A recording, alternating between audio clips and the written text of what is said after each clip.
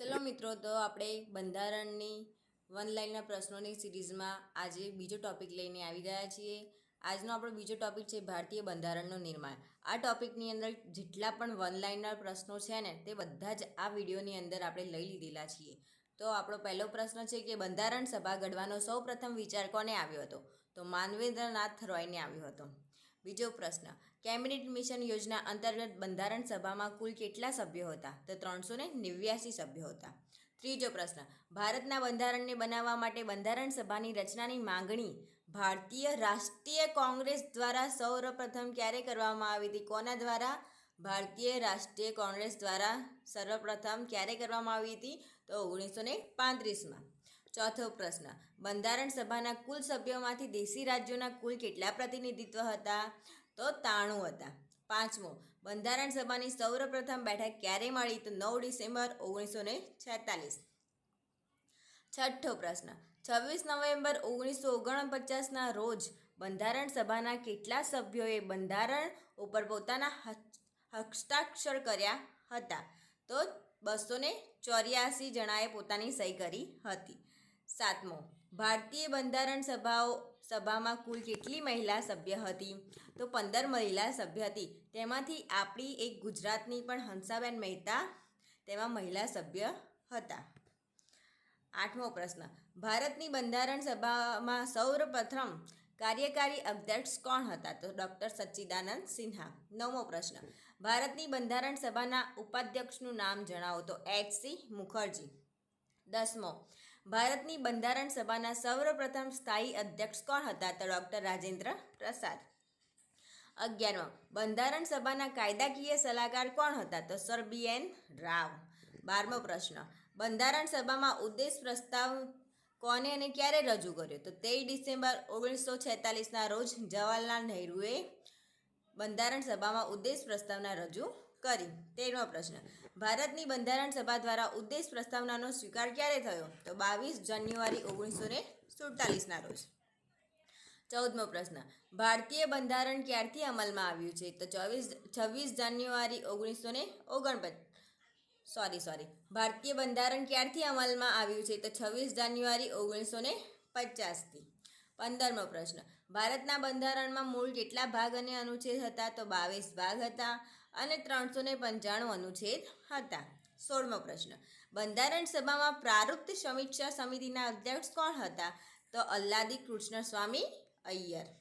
17મો પ્રશ્ન, બંધારણ સભામાં સંચાલન સમિતિના અધ્યક્ષ કોણ હતા? તો ડૉક્ટર રાજેન્દ્ર પ્રસાદ. 18મો, બંધારણ સભામાં કાયદો અને પ્રક્રિયા સંબંધિત સમિતિના અધ્યક્ષ કોણ હતા? તો ડૉક્ટર રાજેન્દ્ર પ્રસાદ. 19મો, બંધારણ સભામાં સંઘ શક્તિ સમિતિના અધ્યક્ષ કોણ હતા? તો જવાહરલાલ નહેરુ. 20, બંધારણ સભામાં પ્રાંતીય બંધારણ સમિતિના અધ્યક્ષ કોણ હતા? તો સરદાર વલ્લભભાઈ પટેલ. 21મો પ્રશ્ન, બંધારણ સભામાં સંઘ બંધારણ સમિતિના અધ્યક્ષ કોણ હતા? તો જવાહરલાલ નહેરુ. 22મો પ્રશ્ન, બંધારણ સભામાં મૂળભૂત અધિકાર, અલ્પસંખ્યક જનજાતિ અને બાહ્ય વિસ્તારો માટેની સમિતિના અધ્યક્ષ કોણ હતા? તો સરદાર વલ્લભભાઈ પટેલ. 23મો પ્રશ્ન, ભારતનું બંધારણ ઘડવા માટેની ખરડા સમિતિના અધ્યક્ષ કોણ હતા? તો ડૉક્ટર ભીમરાવ આંબેડકર. 24મો પ્રશ્ન, બંધારણ માટેની પ્રારૂપ સમિતિમાં કેટલા સભ્યો હતા? તો 7 સભ્યો હતા. 25મો, કોને ભારતના બંધારણના પિતા અથવા ભારતના બંધારણના મુખ્ય નિર્માતા તરીકે ઓળખવામાં આવે છે? તો ડૉક્ટર બાબા સાહેબ આંબેડકરને. 26મો પ્રશ્ન, બંધારણ સભાએ ભારતનું બંધારણ ક્યારે પસાર કર્યું? તો 26 નવેમ્બર 1949માં. 27મો પ્રશ્ન, ભારતની બંધારણ સભા દ્વારા પસાર કરવામાં આવેલા બંધારણમાં કુલ કેટલા અનુચ્છેદ અને અનુસૂચિ હતી? તો 395 અનુચ્છેદ અને 8 અનુસૂચિ હતી. 28મો પ્રશ્ન, વર્તમાનમાં ભારતના બંધારણમાં કુલ કેટલી અનુસૂચિ છે? તો 12 અનુસૂચિ છે. 29મો પ્રશ્ન, બંધારણ સભાએ બંધારણ કયા દિવસે સર્વાનુમતે સ્વીકાર્યું? તો માગશર સુદ 7મ વિક્રમ સંવત 2006. 30મો પ્રશ્ન, કયા દિવસને કાયદા દિવસ અથવા સંવિધાન દિવસ તરીકે મનાવવામાં આવે છે? તો 26 નવેમ્બરને.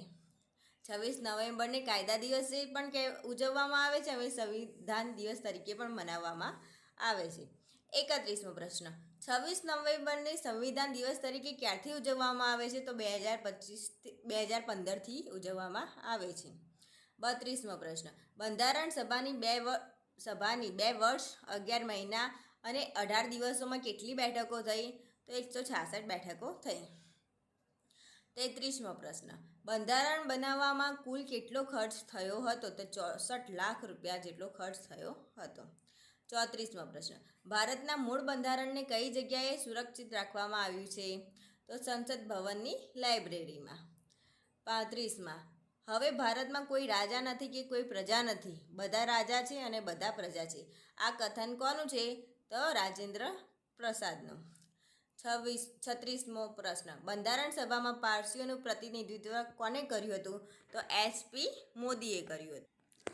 આ સાથે આપણે આ ટોપિકની અંદર બધા જ વનલાલ પ્રશ્નો પૂરા થઈ ગયા છે. તો થેન્ક યુ.